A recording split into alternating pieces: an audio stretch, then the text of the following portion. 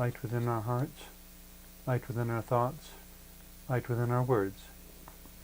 May one and all and everything, blessed and loved, ever be. Welcome. I'm Sister Who. With me today on the show, I have my friend Xenia Grant, who is also a person with high-functioning autism, but you've been involved in autistic education, organizations, etc., for almost 3 decades. What we wanted to focus on within this episode, kind of turning the whole thing on its head, because initially it was perceived as this horrible problem, because what was recognized first was the low-functioning autistics who had much more difficulty with communicating. And behavior and motor problems and other things. Fitting into society at all. Mm-hmm. As we've come to, we meaning people who know, I guess, society as a whole still hasn't really figured it out. But understood.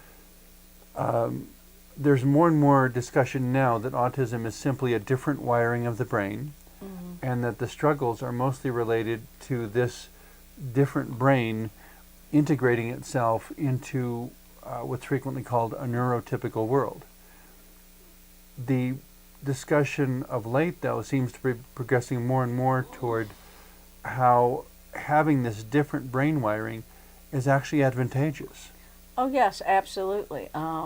Like for instance, I've had people remark to me about my memory that that I can remember just lots of information. And I could just spout off whatever. It's like, how do you know that? I find that when I go to see movies, Yeah. I tend to experience them with unusual emotional intensity. What I didn't realize as being associated with autism at the time, I guess, was how this more intense experience would take those memories and plant them more quickly and more deeply in my long-term memory. Fascinating. So much so that many years ago when it first came out, I went to see the Muppet movie, the very first one where they're all headed off to Hollywood over the rainbow and all that. And after watching it the first time, I walked out of the movie theater able to quote the entire movie from end to end. Wow. It had all gone right into my brain. I could quote every word from the beginning of the movie. I do not have that ability, but when I was a small kid, if you would have said, okay, what day is February 6, 1958 on, I could have told you the exact date. That was 40 years ago. You mean whether it was Sunday, Monday, Tuesday, etc.? Now I can't. I mean, and but a lot of us have different abilities. I mean, people have remarked, both family, friends, and people from church remarked about my memory, how I could just remember lots of facts about, especially historical stuff, how I could just cram all this history in. I mean, I could name all the Knights of the Round Table throughout my elementary school years and was reading full-length novels and so forth. There were just certain things that absolutely caught my attention, and my brain absorbed them in a way that was way beyond my years. I'm the same way with other things. I think African American history, I think I've always have known it in one way or another. Okay. I'm familiar with a lot of it, which isn't familiar with certain people, and it's like I've always known that, or I've known that since 6th grade. And other things, I've met other people on the spectrum who have talents in music or perfect pitch. I know a few artists on the spectrum. I have some of their work at home on my wall. I met a lot of talented individuals, some with computers and technology. Not always, because there is no always with autism. Every case is different, but there's frequently a heightened sort of attention to detail. A lot of us are detail-oriented in our own way, like certain people are very detail-oriented with how language is used. Some people are detail-oriented in how technology is used or how math is used. Noticing the details, noticing the unique idiosyncrasies. Yeah, I mean, I had a temp office job once, and one of the two owners of the company had me proofread something for him once, and figured out fairly quickly and what was going on. And after that, kind of really irritated his executive secretary by complimenting me in her presence, by telling another one of the management people, if you want something proofread and you want it to be good, give it to my secretary. If you want it to be absolutely perfect, give it to me.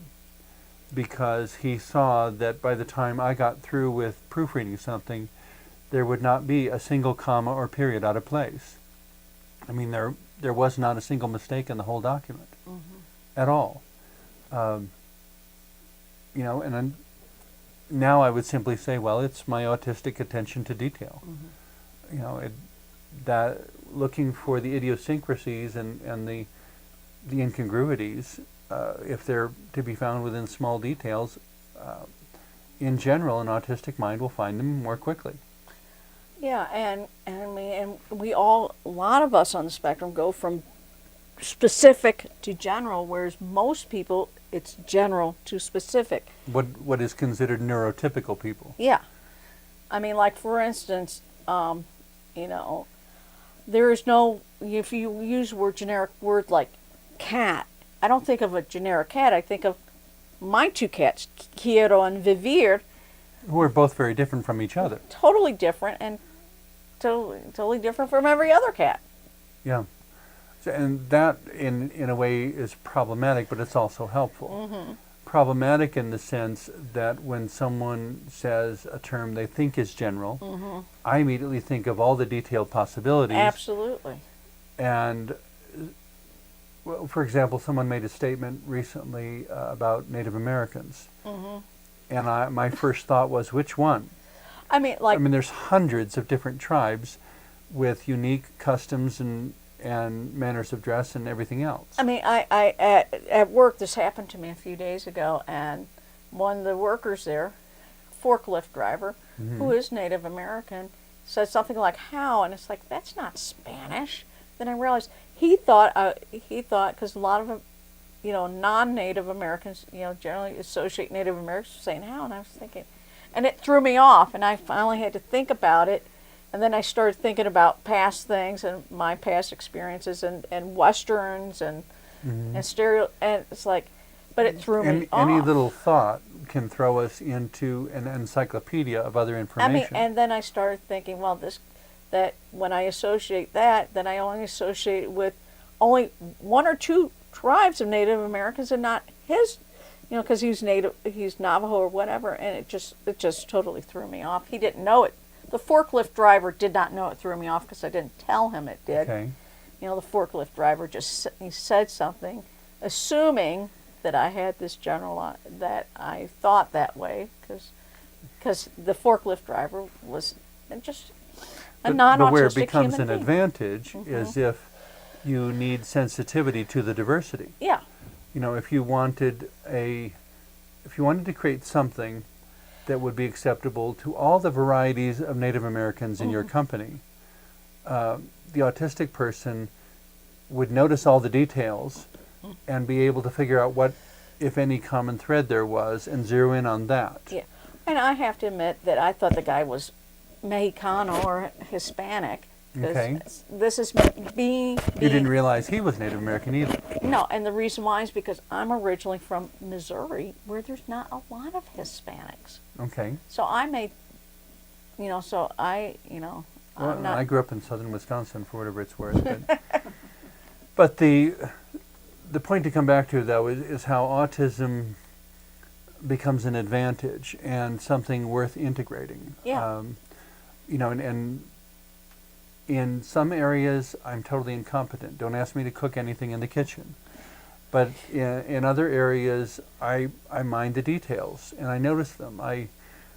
There was another time where a former employer called me up 6 months after I had finished working in his office and said they were all looking for a particular book, but they couldn't find it anywhere. And just for the sake of asking, knowing my unique brain and the way I had been when I was working there, he wondered if I knew where it was. And I said, oh, sure, that's to the left of so-and-so's office door, about 3 feet above the floor on the shelf. It'll be the fourth book in from the right. And I was describing it exactly. I hadn't been there in 6 months. And he walked over and was like, there it is. And I wasn't trying to show off or anything. I was just being helpful. But I showing that there are things I can do and things that make me valuable, but there are considerations that and supports that I need in order to provide that contribution. Oh, absolutely. I mean, I don't like it when people describe things and it's too general for me. I have to picture everything and translate the pictures into words. Mm-hmm. Well, and another thing that comes to mind is how, because neurotypical people are not seeing the details, they don't always realize what's holding them back. Understood, yeah. I was reading a review of an employer who decided to employ people with high-functioning autism, and in order to accommodate them, they had to lower the noise level of the workspace. Yeah. So that people in their cubicles, if they're going to listen to a radio, they had to turn it down to where it was a quiet little background level for them only, and not so loud that everybody around them had to listen to it. Well, then they discovered that with these lower noise levels, everything in the office was becoming more peaceful. People were becoming more productive. Morale was going up. All these things that they hadn't anticipated being beneficial, and so they never tried them before. And the reason they tried them was because of the autistic person. But even if the autistic person were to leave employment at that point, they wouldn't change back, because they found that everybody else was being more productive because of these accommodations. Absolutely. Yeah. And I mean, it, in a way, the autistic person became a mirror by which the specific work team was able to evaluate itself more effectively. Okay. Interesting. Because they weren't noticing their own details. Interesting. And, and to notice the details, I mean, they just pop out. I mean, like, for instance, I'm like, people are amazed, that I know about dog and cat breeds. And I could look at a dog or a cat and say, oh, with that dog, oh, that's a Dachshund, or that's, I could see that it has some Yorkshire Terrier in it. I notice those details. Or what does a Manx cat look like? Yeah, a Manx cat, if it doesn't have a little stubby tail or a longer stub, I mean, that I notice. There are actual breeds of cats. Yeah. But unless you go to a pet show, I don't know if you'd even hear most of the names. No, most people wouldn't know. Most people probably was like, what's an Abyssinian, or what's a Devon Rex, or or what is but in surprising situations, that information comes in handy. Yeah. And we do seem to carry enormous quantities of information on certain subjects in our heads. Yeah. I mean, oh yeah, I mean, I could, without even thinking, at 6 a.m, at minus 11 degrees outside, I can, rattle off some stuff about Russian history. Yeah, or if we show you a bunch of pictures and ask which country is this flag or that flag, you would be able to tell us. Yeah. Before anybody else had a chance to look it up. Yeah. And in certain situations that can be extremely beneficial. It seems to me that would be a real lead-in to being an extremely advantageous person to work at a place like the United Nations, some place where lots of different nationalities and languages were coming together.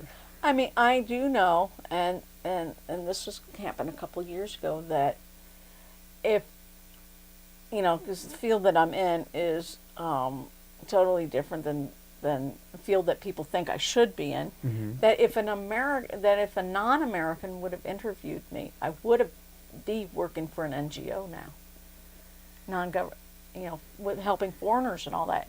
Okay. If a non-American would have interviewed me, rather than an American, it does make a difference. Well, and to some extent, it's about being sensitive to what the needs are. Yeah. I had a school principal once who requested that I sit in on all of her job interviews with applicants for a particular position. And she wasn't terribly clear about what she wanted, but then afterwards she would ask me what I noticed about the people. And I was able to rattle off details and distinguish between conversational methods. Yeah. And to where her eyebrows were going up, and she was rapidly making notes of all the things that she hadn't noticed during the conversation. You know, which person was dealing with hypothetical problem situations by laughing it off, and which one was using humor to actually get to the heart of the matter. Yeah. Because they're pointing in opposite directions, but they're both dealing with the situation with humor, but in completely different ways. Yeah. Yeah. Yeah. You know, there's so many different possible examples, Yeah. but it's part of the challenge of all this, of course, of making autism genuinely an advantage, is educating employers and the general public on how to utilize those advantages. And not only utilize advantages, but realizing that everybody has something contribute, that it's not a one-size-fit-all, that not everybody can be a hand or an eye or an ear, that it's almost like a watch, a very fancy Swiss watch. You have to have all these parts to make the watch work. Well, and too often, personnel decisions are made in the accounting department. Or in the human resources department. Or even in the human resources department, instead of considering the department or the team or the company as an integrated system. And recognizing that there is an advantage to maintaining exactly that person within the company, and that a promotion may not be in their best interest because the job they're doing is the job they're best at. I had a job briefly for a very small mortgage company, and my employer complained that the previous employee hadn't been doing much work, and they were now 8 months behind on data entry. And it wasn't so much pages and pages of data entry as it was going through a file and finding the information and putting it in the right place. And he told me that, and I basically said, "Oh my God!" And so I put my autistic focus on it and started working like crazy. And I had them entirely caught up in 2 weeks. Wow. Quite impressive. I thought so. He was so dumbfounded, though, that when I presented it to him and said, "You're all caught up," and he was so dumbfounded, he looked at it for a moment and finally said, "Well, you've just worked yourself out of a job because we don't have anything else for you to do." Wow. I didn't understand the part about you're supposed to work slow and inefficiently in order to maintain job security. I figured you're supposed to do your best, so I did my best, and that's what we got. But you know, I seem to have a habit of doing that, though. But there must be an employer out there somewhere, you know, who would appreciate that kind of dedication and ability. But we have to teach employers how to think differently about autism. And not only teach employers to think differently about autism, but to teach employers to think differently that people are not commodities. Yeah, and that's a capitalistic mindset, and your average employer has a capitalistic mindset. Unfortunately, it seems that way. You know, but that's where we have to understand it's not just about the money. It's about the people. It's about the longevity of the company. Yeah. It's not about only a profit in the next quarter. Yeah, absolutely. You know, it's a curious sort of thing to put on autism, because I don't know that anyone would expect it, but being able to see the bigger picture. Yeah. I mean, in a sense, it's like we can't not see the bigger picture. Yeah, understood. Because we're seeing all the details. Yeah. You know, but that would be where we come to saying, okay, but what's going to happen when I finish that? Yeah. And what's going to happen when I finish that? Mm-hmm. And, you know, unless we think far enough ahead to take those sorts of, to integrate those sorts of implications, like me and the data entry position, we may get it all done so quickly that we have nothing left to do and no way left to keep ourselves alive. If in robotics, for example, if we're too good and we create robots that will do everything, what are we going to do? How are we going to justify a paycheck? Or are we going to employ a world of robots and in the same moment switch to a completely socialistic system in which nobody has to work anymore? We just get a paycheck that was earned by the robot. It's a curious balance to maintain. And it is, because in the end, I think people need to consider the human factor, autistic or non-autistic. That I think what people with autism offer is, in a way, people's humanity back to them. Well, and in that sense, we're offering a paradigm, and it's an invitation for paradigm change. Yeah. That autism invites humanity to consider a life, a world that is oriented around living, in which we take care of each other, not because we're all lazy, but because everything's so interconnected. And by taking care of each other and nurturing and supporting each other, we really do create a better world in which to live. Crime rates plummet, community morale skyrockets, everyone on the planet becomes multilingual because we have time to learn other languages. The whole desperate struggle for survival becomes a thing of the past. There's just so many things that can come out of that. But we have to be willing to embrace paradigm change and let go of our fixation upon current governmental and capitalistic systems. And not only that, I'm not saying that socialists or communists are any better. They're not. It's, people have a hard time with differences regardless of what system they're in. Yes, I'm just thinking that autism, two things that we haven't really come up with. In my humble opinion, it seems to me the autistic people I've met are less competitive and more collaborative. Understood, yeah. And that there seems to also be a stronger ethical, moral bias within autistic people, that because we have difficulty with duplicity, we have difficulty with being false, or with lying, or with cheating, or with stealing, or... Because it's not logical to think or act that way. Yeah, the world is a better place if we love each other and support each other and encourage the best development in each other. That it's not just about, I love you, you don't have to do anything, you're fine. It's about, I love you, how can I help you be the best that you can be? Understood. How can I help you become the most incredible you that the world's ever seen? Yeah. And I think you're right about the non-competitive aspect. Because we get so much further if we collaborate. And collaboration is part of nature. Look at I'm envisioning a hippo with the birds, sitting on top of the hippo, or... Everything's a very interconnected system. Yeah. It's all very symbiotic. It's the most basic level of symbiotic relationship is that people have to have plants. Yeah.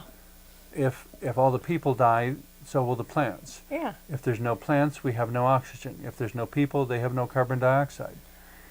With autism, we notice the details, but a world of 100% autistic people would be unsupportable. Understood. We would be so lost in detail, it'd be impossible. So we have autistic people and we have neurotypical people. We have people who see the generalities first and people who see the details first. And the two have to work together in order to make a world that, in effect, works. Yeah, because we all need each other. We all, And if the autistic population is increasing in number, that's the biggest reminder of that I think the universe could give us. Understood, It may be that we're simply getting better at diagnosing it, or it could be that we've changed the definition without realizing that our new definition would result in more diagnoses. It's fascinating, yeah. Whichever way it is, however, it still all points back to being a wake-up call Yeah. to humanity to integrate detail-oriented and generality-oriented, and to collaborate instead of competing, and to value that other person being there. Yeah, You know, don't abandon them. yeah. Because we all need each other in the end. Well, and by the time we get through learning how to communicate with every autistic person, our linguistic capacities are going to make the current age look positively narrow-minded by comparison. And you can never predict what's going to happen or how it's going to happen or when it's going to happen. No, but if we expanded our linguistic capacity that much that we Yeah. could talk to every autistic person, you know, through whatever system, through music, through colors, through Oh, yeah. whatever, for those who are fascinated by such possibilities, Yeah. I think we would be 100 times more ready to communicate with extraterrestrials. Or dolphins and whales. And Or other dolphins and whales. Or other creatures. You know, autistics are probably the kindergarten level of learning how to talk to the rest of the universe. I never thought of it that way, but you could be right. Yeah. You know, so we provide an opportunity. Yeah. Anyway, this has been a wonderful brainstorming Yes, session. great. Thank you so much for everything you. you've shared today. Hopefully we've given the viewing audience many wonderful possibilities to consider. Absolutely.